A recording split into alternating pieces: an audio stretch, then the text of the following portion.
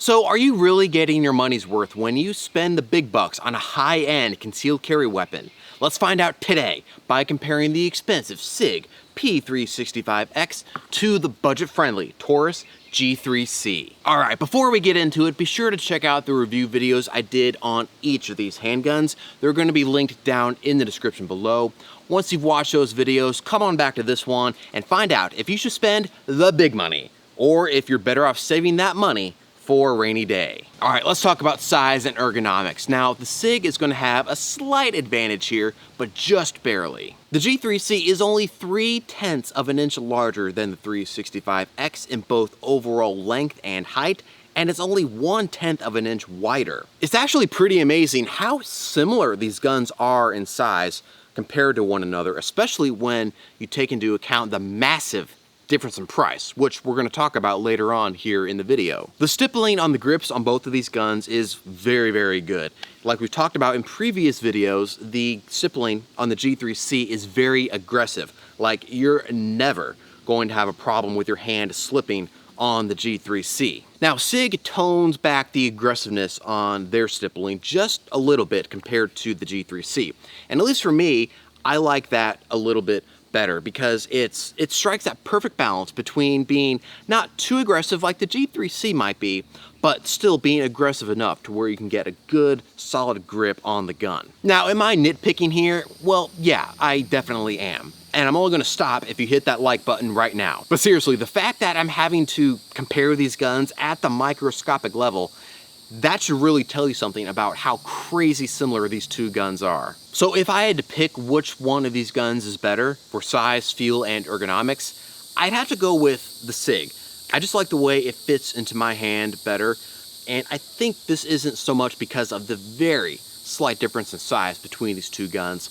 I think it's more of the way the Sig's grip is shaped and the footprint it takes up in my hand. But other than that and the stippling, these guns, at least in my book, are basically dead even when we're talking about size and ergonomics. Magazine capacity. Now, both the Sig and the Taurus are going to come with two 12-round magazines straight out of the box. So obviously they're dead even on this one.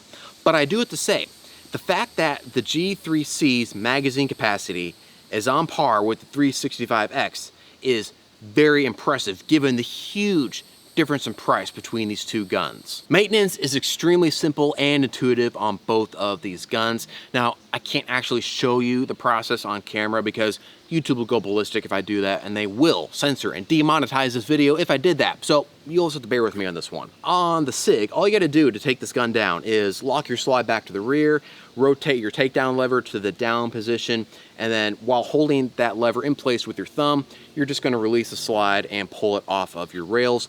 Very simple, very easy, no tools required, and there's no small parts that you're going to lose. On the G3C, all you got to do to take this gun down is simply pull the slide back slightly, depress your two tabs on both sides of the frame, squeeze the trigger, and the slide pops right off. Again, you don't need any tools, and there's no small parts that you're going to lose. Okay, so reliability is a big one, obviously.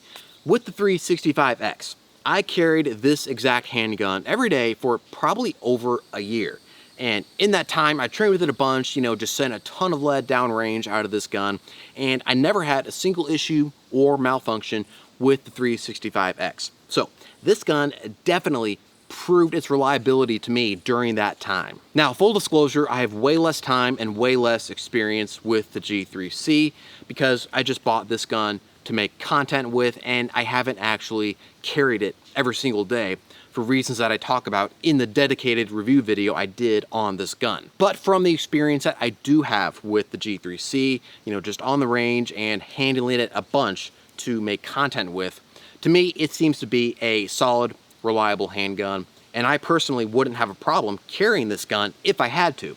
I've also done a ton of research online about the G3C, just reading stuff from people who actually do carry the gun every day, and they're all saying that, yeah, this is a solid option. It is a great concealed carry handgun. Now we come to price point, and this is where the crazy similarities between these two handguns is going to end once and for all. The G3C cost me $220 brand new. That's extremely affordable and makes this gun easily accessible for probably most people out there. Now take the 365X on the other hand. This little gem right here costs $650 brand new. Do you know what that means? That means you could almost buy 3 G3Cs for the price of one 365X. So clearly the G3C is the winner when it comes to price point. But that begs a question. Why is the 365X so much more expensive? I mean, just what do you get for that extra $430 that you're going to spend on the Sig? So big spoiler alert, the 365X does have some bells and whistles on it that the G3C does not. The first of which is the Sig is going to have a stainless steel slide, whereas the G3C only has an alloy steel slide. Now, stainless steel is more expensive to produce and to machine than alloy steel, so that's definitely going to jack the price up some. But the advantage to stainless over alloy is that stainless is going to be more corrosion resistant, so that means your stainless steel slide, it's going to have a longer life and it's going to be more durable over time compared to its alloy steel counterpart. And you are going to get a better trigger on the Sig compared to the G3C. So let's take a look at those right now. Hardly any take up. We almost hit the wall immediately, which I really like. Start applying pressure. Nice break, a little bit mushy, but still not bad. Definitely better than a Glock trigger. Reset. The trigger resets almost immediately. There's a nice audible click in there, and it just feels really good on the reset. Compare that to the G3C. Yeah, look at all that take up. I mean, there's like a mile of take up in that trigger. Before we hit the wall, apply pressure. Not the cleanest break compared to the Sig, but still not bad. Reset.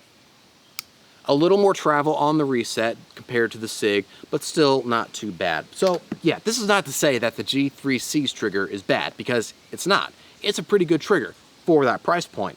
But when you spend that extra 400 some odd bucks, you do get a better trigger on the Sig compared to the Taurus. The 365X is going to have day and night sights on it straight out of the box, which I really do like. Especially if you're in low light, those sights are going to light up and you're going to be able to pick them up no problem. And even in, the bright midday sun like right now, I still have got to say I like the Sig's sight picture better compared to the G3C's. Now, of course, you can upgrade the sights on your G3C, but that's just another aftermarket modification and it will jack up your price slightly. Whereas on the Sig, you get a very nice set of sights on it straight out of the box. The slide on the 365X is already cut for a red dot straight out of the box, whereas the slide on the G3C is not. Now, if you want a G3C that is optics ready, you can get the Toro version of this gun, T-O-R-O, and that one is cut for a red dot. But the downside is it will increase your price point by about $100 to get a G3C with an optics ready slide. So which gun is better? That's a tough question, but here's the deal. At the core, both of these guns are exactly the same. Why? Because they both enable you to effectively and reliably defend yourself. And at the end of the day, that is the one and only thing that matters. The 365X is kind of like the fancy schmancy trim level of a car.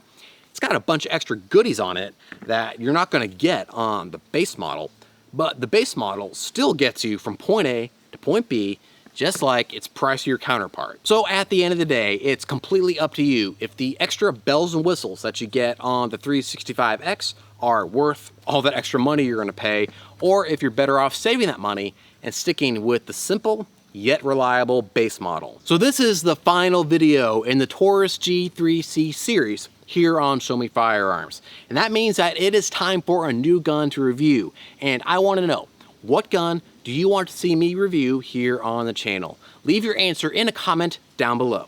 Now this is absolutely going to tick the government off.